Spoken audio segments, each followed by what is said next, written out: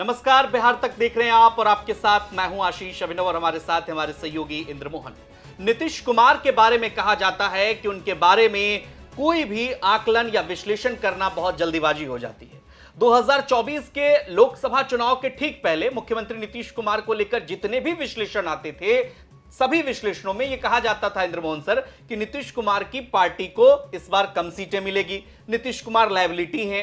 अब नीतीश कुमार जो प्रधानमंत्री मोदी के साथ कमल का वो हाथ में झंडा लेकर के जिस तरह से प्रचार कर रहे थे, अब पूरी सरकार एक तरह से कहिए तो उनकी मुट्ठी में है। 12 सांसद जीत करके आए। नीतीश कुमार की पार्टी भले ही 4 सीट उनको कम आया, लेकिन भाजपा को भी 12 सीटें आई और नीतीश कुमार की पार्टी को भी 12 सीटें आई और मजबूत है अब नीतीश कुमार केंद्र में भी और सत्ता में तो यहां है ही। क्या कहेंगे उनको? देखिए, इसकी इस विश्लेषण का दो तर्क है। एक तर्क तो ये कहता है कि 12 सीटें जीत कर आए तो वो किंग मेकर की भूमिका में आए। बिल्कुल सही बात है, क्योंकि इस बार बीजेपी की सीटें कम हो गई। टोटल बीजेपी का जो बहुमत का आंकड़ा था वो उसको पार ही नहीं कर पाए, इसलिए इनकी 12 सीटें बड़ी जरूरी होगी। लेकिन इसे दूसरे तरीके से देखें तो जेडीयू की सीटें 16 से घटकर 12 हो गई। उन्हें 4 सीटों का नुकसान हुआ है। ये नुकसान किन पार्टियों ने दिया? ये नुकसान उनको माले ने दिया, ये नुकसान उनको कांग्रेस पार्टी ने दिया, ये नुकसान उनको आरजेडी ने दिया। यानी कि आपके खिलाफ बिहार में दूसरी पार्टियों का उदय हो रहा है। और लोकसभा चुनाव में जो जीरो पे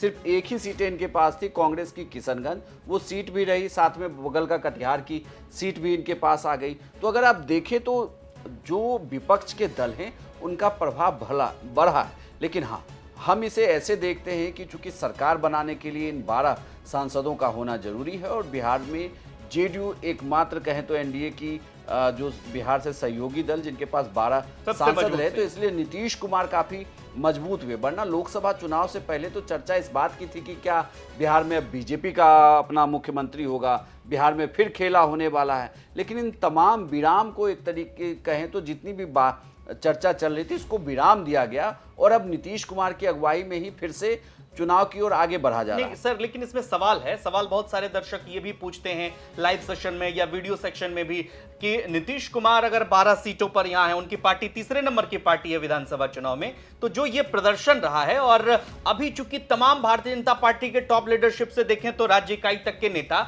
नीतीश कुमार की ही भाषा बोल रहे हैं और नीतीश कुमार अभी उनके पार्टी के जो नेता राज्यसभा पहुंचे हैं, कार्यकारी अध्यक्ष भी बनाए गए हैं वो या फिर तमाम नेता सब कह रहे हैं कि हमारे नेता नीतीश कुमार हैं और कोई इसको काट नहीं रहा। तो इसका फायदा लोग कह रहे हैं क्या नीतीश कुमार जल्दी उठाना चाहते हैं, यानी कि समय से पहले भी क्या इलेक्शन हो सकते हैं? बिल्कुल, इससे पहले तो लगातार चर्चा थी, बल्कि जो अधिकारियों का वर्ग है बिहार का उसके बीच ये चर्चा थी कि चुनाव जल्द हो सकते हैं। नीतीश कुमार चाहते हैं कि बिहार में चुनाव जल्द करा लिया जाए। उसके पीछे के दो तर्क थे। एक तो वो कि जो लोकसभा चुनाव में पार्टी जिसने जिस तरीके से प्रदर्शन किया है उसे वो हालिया तौर पर ही भुनाना चाहते थे, और दूसरी बड़ी बात ये कि जो विपक्ष को तैयारी करने का मौका ना मिले, एक चुनाव के बाद ठीक उन्हें दूसरे चुनाव में उतरना पड़े तो उन्हें तैयारी करने का मौका ना मिले, इसलिए भी नीतीश कुमार ये चाहते थे। और तीसरी बड़ी बात ये कि नीतीश कुमार को भी ये भय जरूर सता रहा है कि जैसे जैसे कार्यकाल आगे बढ़ता जाएगा बिहार में बीजेपी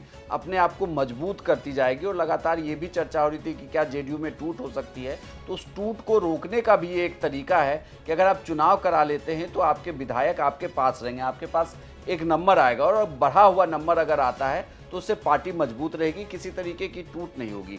इन्हीं सब बातों को देखते हुए कहा जा रहा था, बार बार ये चर्चा होती थी कि नीतीश कुमार बिहार में जल्द चुनाव करवा सकते हैं, बल्कि उन्होंने कुछ मन से भी ये बातें कही थी कि भाई तैयार रहिए, बिहार में जल्दी चुनाव हो सकते हैं। लेकिन तेजस्वी यादव भी कहते रहे कि बिहार में जल्दी चुनाव हो सकते हैं।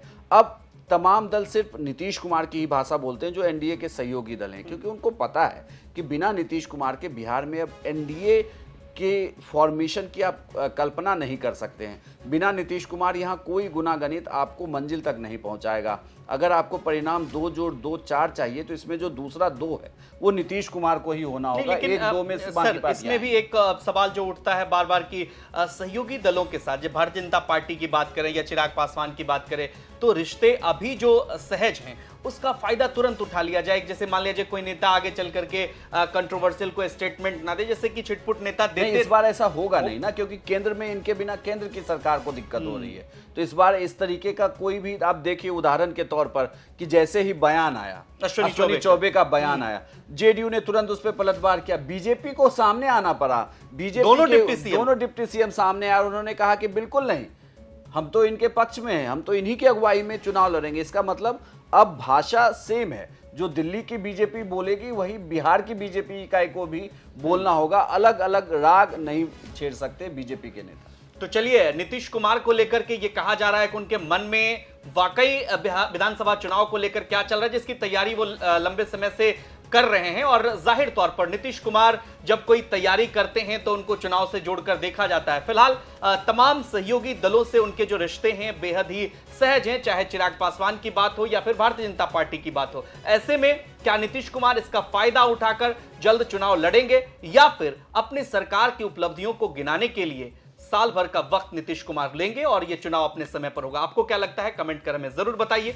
और बिहार की तमाम खबरों के लिए आप देखते रहिए बिहार तक। नमस्कार।